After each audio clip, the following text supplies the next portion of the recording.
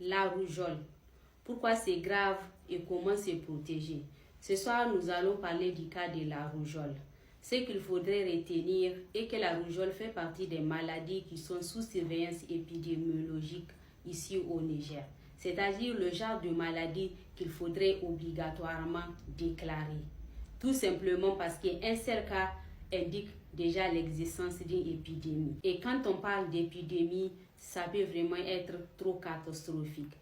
En fait, la rougeole fait partie d'une certaine catégorie de maladies qu'il faudrait surveiller à partir de maintenant jusqu'à la première pluie. Parmi les maladies sous surveillance au Niger, on peut déjà noter les cas du choléra, la poliomyélite, la fièvre jaune, la rougeole, les fièvres hémorragiques virales, la grippe aviaire et bien d'autres que je ne saurais citer.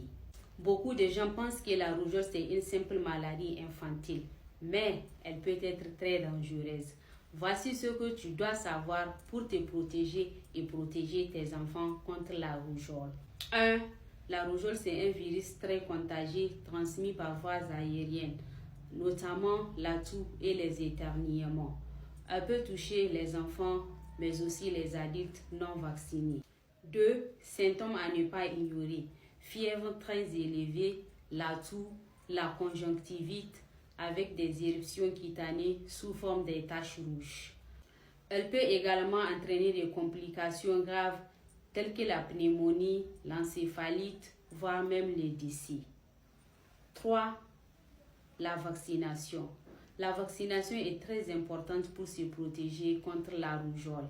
La meilleure façon de se protéger contre la rougeole, c'est vraiment le vaccin, le VAR. Tout simplement parce qu'il permet de réduire drastiquement les décès liés à la rougeole.